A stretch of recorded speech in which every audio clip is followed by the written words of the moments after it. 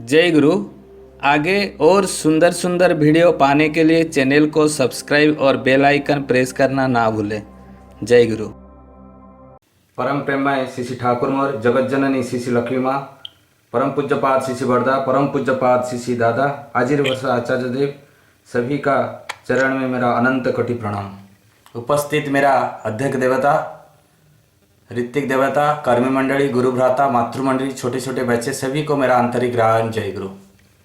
आज इस प्रोग्राम में मेरे को इस सुजोग जो मिला, मैं तो बहुत प्रसन्न हूँ। उससे पहले मैं एक बात बोलना चाहता हूँ कि मेरा हिंदी इतना अच्छा नहीं होता है, कहीं यदि गलती हो जाएगा तो मेरे को क्षमा कर दीजिएगा, क्योंकि मेरा यहाँ से आपका घर मिनिमम 450 किलोमीटर, उड़ीसा से भागलपुर, और मेरा नज़दीक है टाटा, तो इसीलिए थोड़ा बहुत हम हिंदी बोल लेते हैं।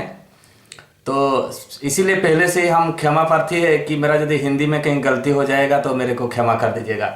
तो हम लोग इतना भाग्यवान है। जय गुरु दादा। ठीक है, जय गुरु। तो हम लोग इतना भाग्यवान है जो हम लोग मनुष्य जन्म ग्रहण किए। पूर्व जन्म में कुछ अच्छा कर्म किए थे, इसीलिए तो मनुष्य जन्म किए। यदि कुकर्म करते तो 44 लाख जोनी के घूमते घूमते घूमते घूमते उसके बाद मनुष्य जन्म, और 84 जोनी पार करने के लिए में लाखों बरस लगता।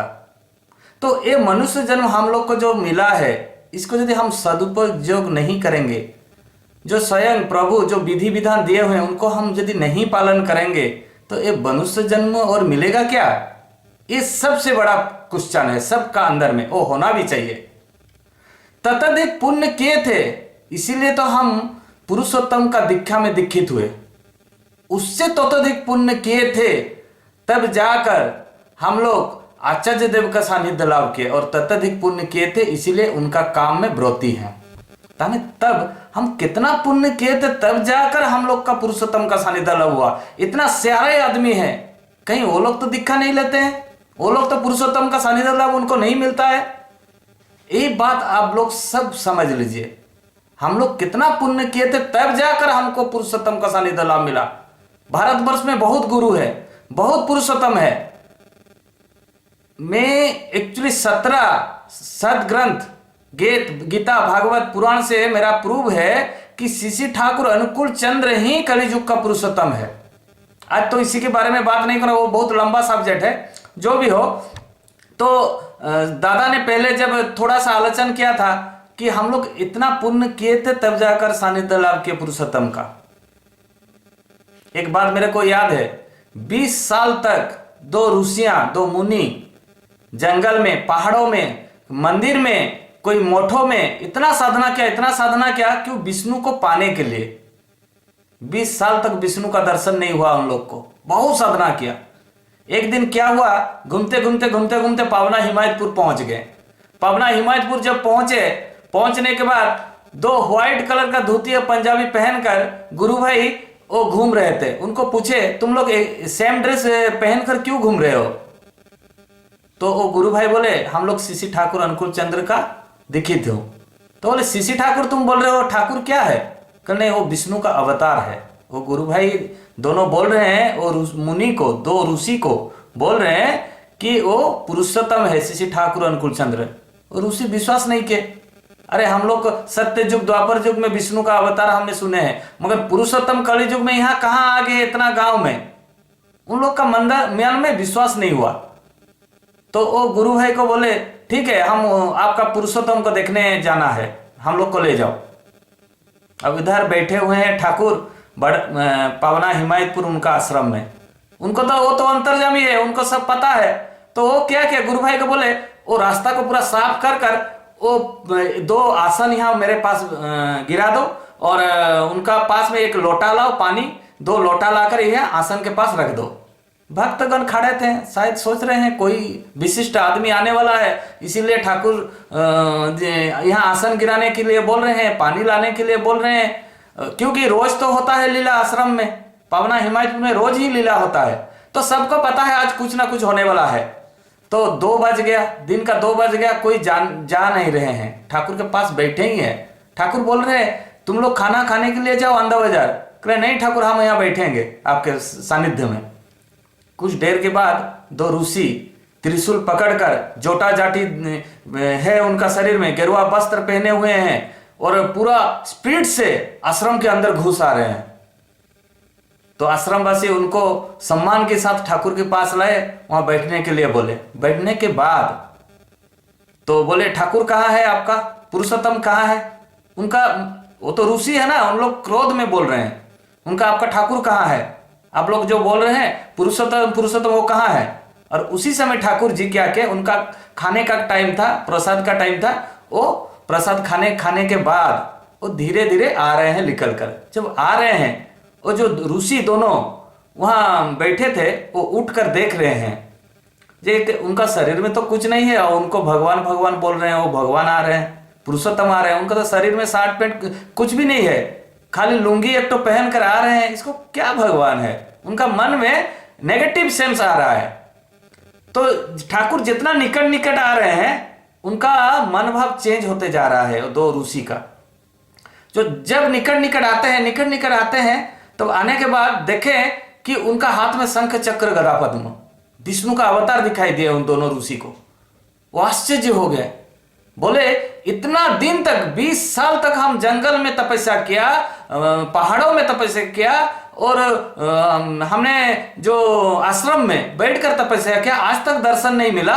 एक गांव में विष्णु का अवतार दर्शन क्या? नहीं, ये हम गलत देख रहे हैं। फिर जब देख रहे हैं वही दिखाई दे रहे हैं विष्णु का अवतार। उसके बाद ठाकुर आए, उनका पास में बैठे। बैठने के बाद उन दो ऋषि के साथ आलाप आलोचना किया, कम से कम 5 घंटा आलाप आलोचना किए। करने के बाद वो दोनों ऋषि वहां से उठकर चले गए।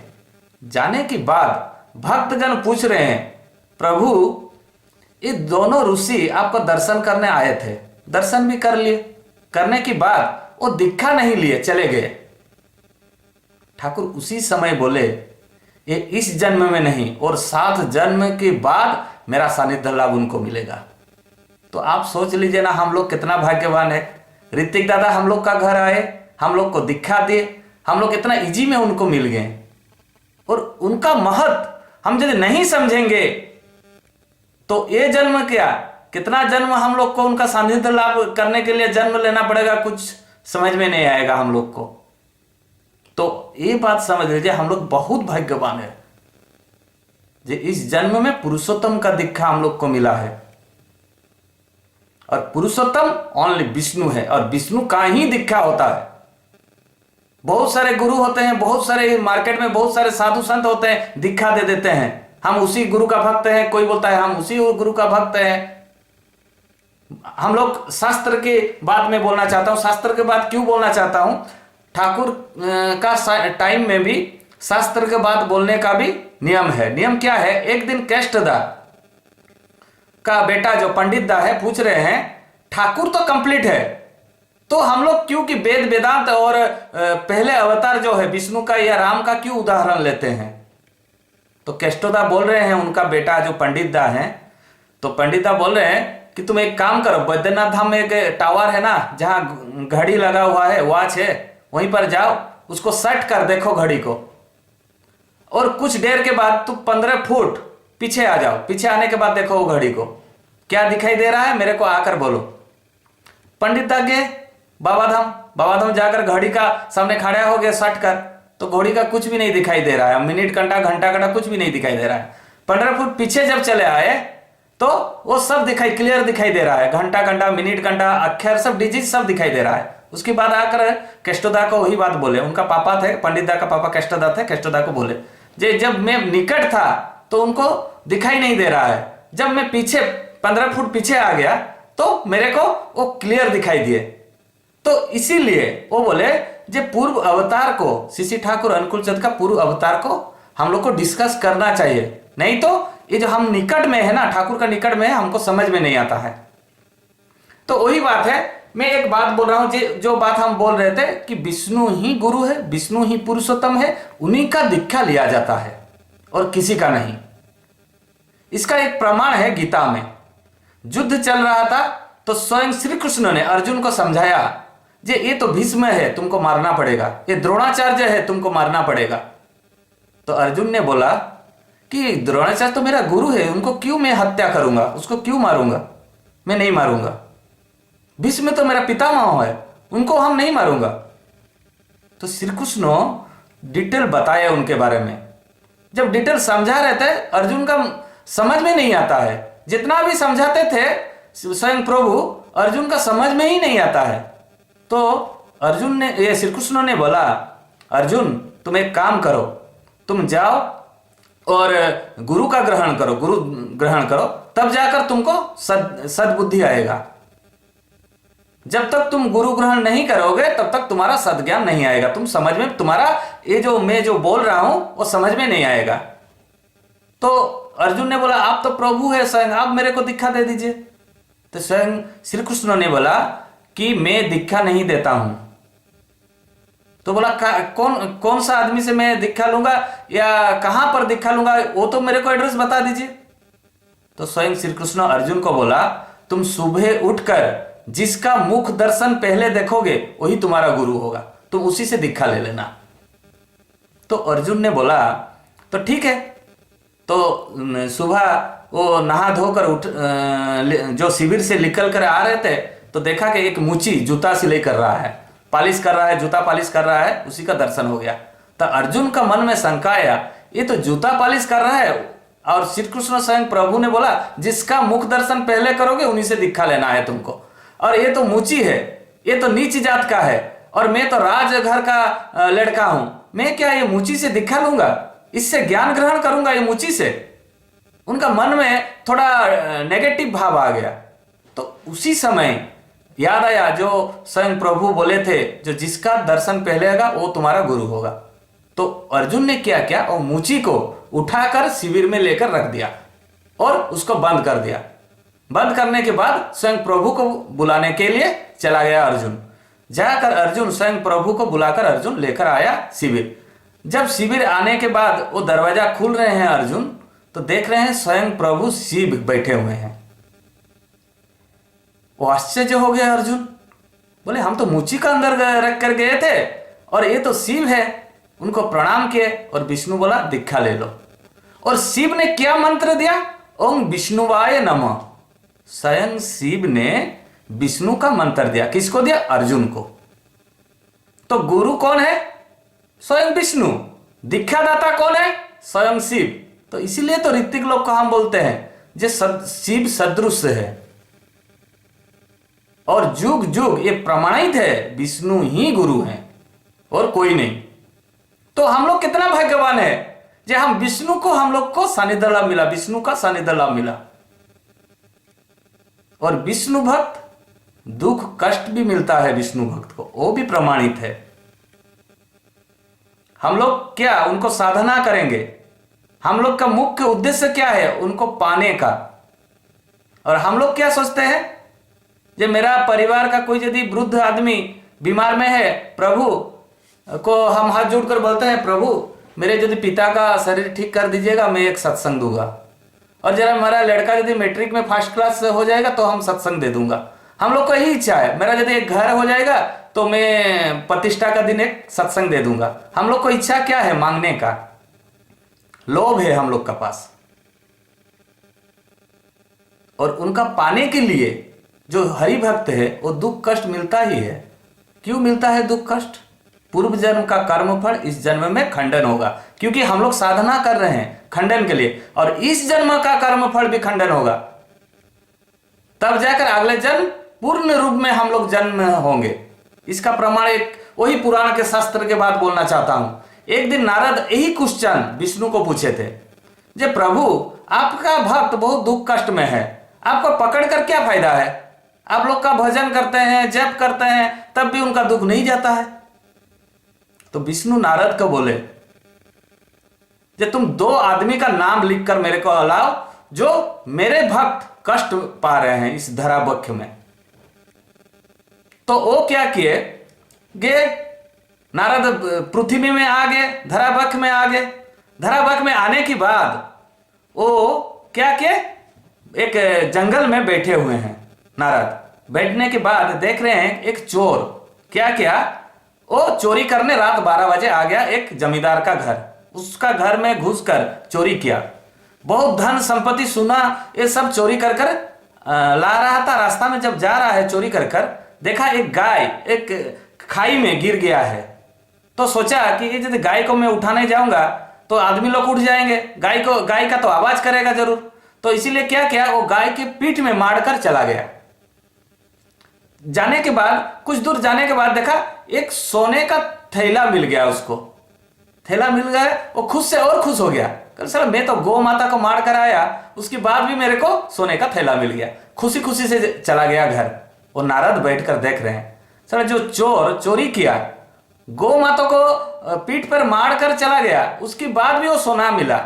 मैं तो विष्णु को सही बात बोल रहा था कि जो बदमाश आदमी, खराब आदमी, वो सुख में है और जो हरिभक्त वो दुख में है। कैसे दुख में है?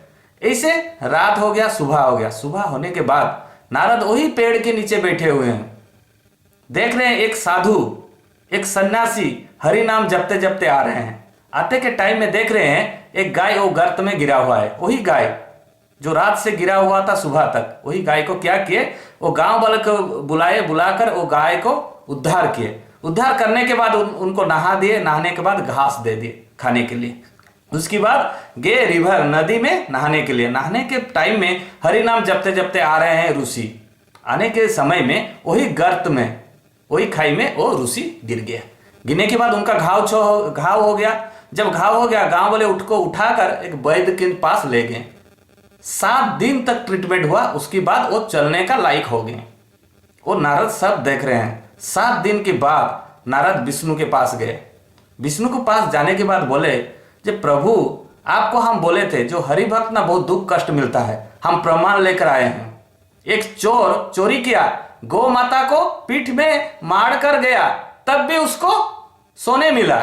और एक हरि भक्त आपका वो उद्धार किया, गाय को उद्धार किया, धर्म काम किया, उसके बाद भी आने के वक्त में गर्त में गिरकर उसका घाव हो गया।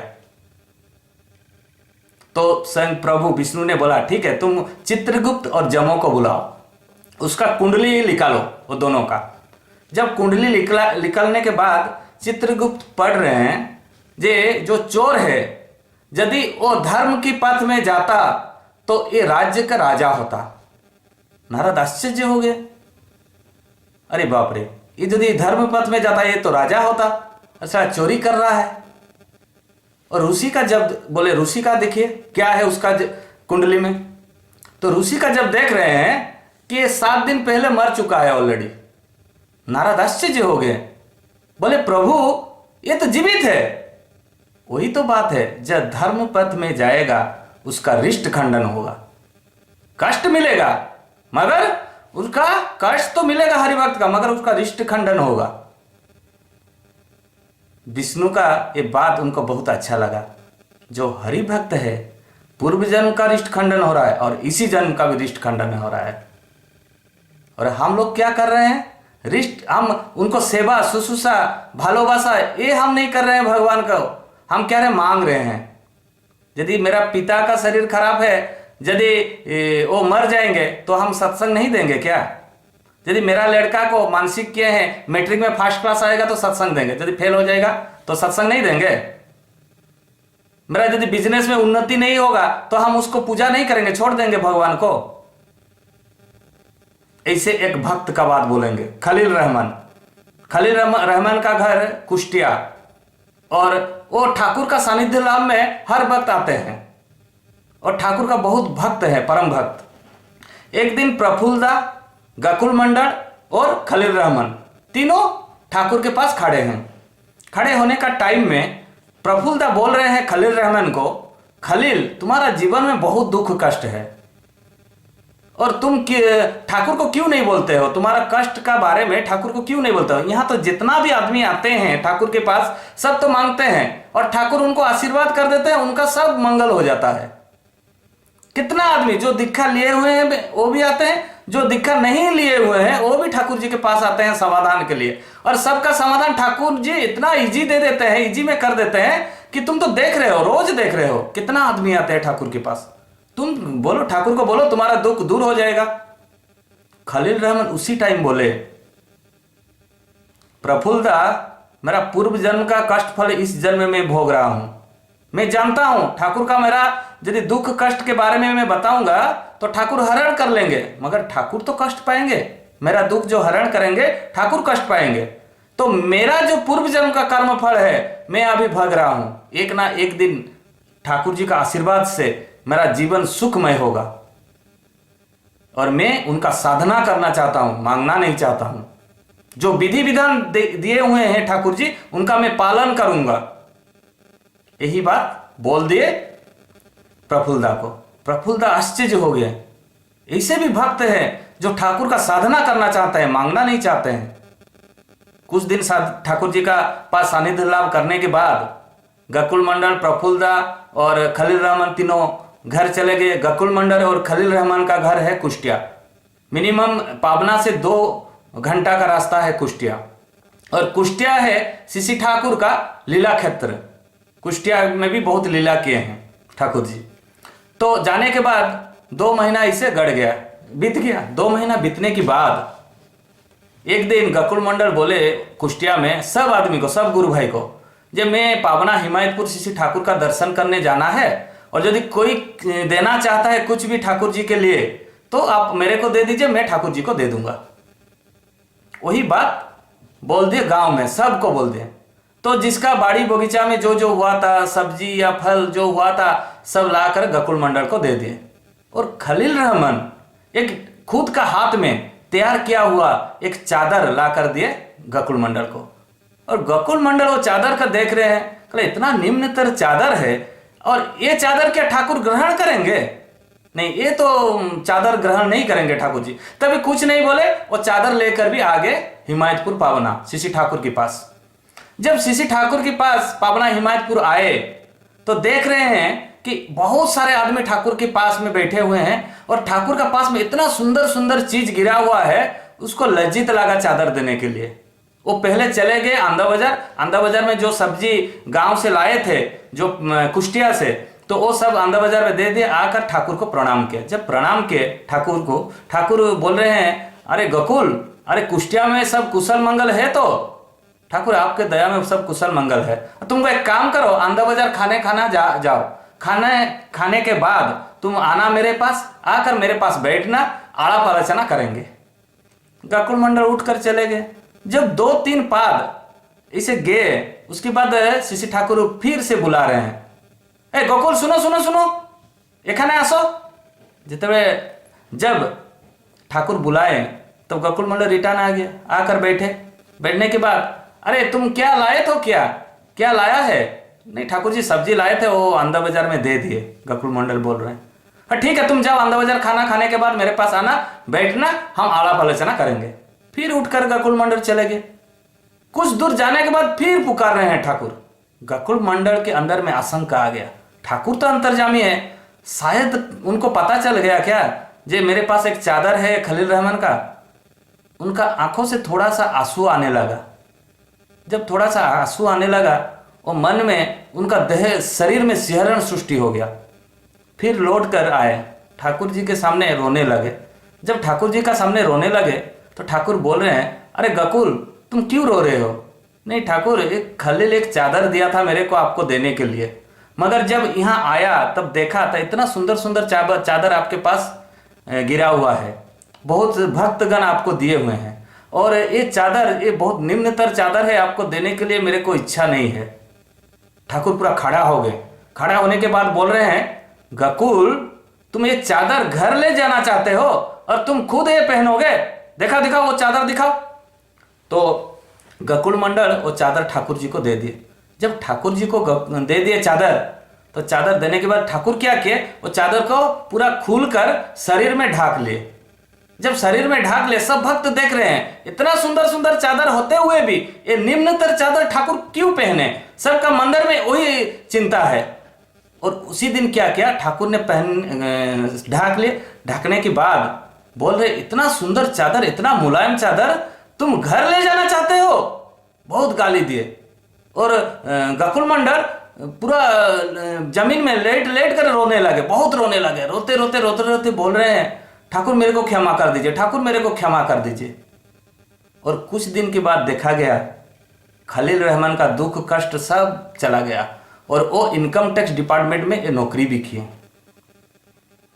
तो सोच लीजिए ठाकुर जी को देने में क्या मिलता है और ठाकुर जी को प्यार करने में, ठाकुर जी का साधना करते हैं, ठाकुर जी का जो विधि विधान है उसको यदि हम पालन करेंगे, पूर्व जन्म का कर्म फल व रिष्ट खंडन होगा, इस जन्म का भी रिष्ट खंडन होगा, हम लोग सुख शांति में रहेंगे। बहुत लीला है। और एक बात बोलकर मेरा खत्म, ऐसे बोलते बोलते तो मेरा घंटा घंटा हम बोलते हैं, ऐसे ठाकुर जी का बात बोलते बोलते बहुत टाइम हो जाएगा, उसको आप लोग कोई पता नहीं चलेगा, मेरा भी चलता रहेगा। और एक बात बोलेंगे, जो ठाकुर का दीक्षा लेने के बाद उनका विधि विधान में जो खिलाफ करता है वो एक ना एक दिन मुसीबत में गिरता है। उसका भी एक ज्वलंत प्रमाण है। ठाकुर हमको विधि विधान क्यों दिए हैं? बचने के लिए। और वो विधि विधान जब हम दीक्षा लिए, जब दीक्षा लिए उस दिन हम पुनर्जन्म हम लोग को मिला। जब हम दीक्षा लिए उसी दिन ही हम लोग को पुनर्जन्म। ऋतिक दादा जब दीक्षा देते हैं, दादा टाइम हो गया क्या? हाँ दादा, आप समाप्ति की ओर।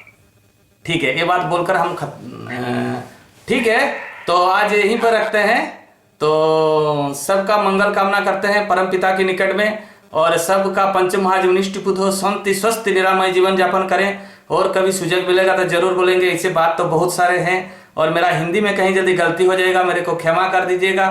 मैं इतना बोलकर रहता हूँ। जय गुरु, जय गुरु, जय गुरु, जय गुरु, वंदे पुरुषोत्तम।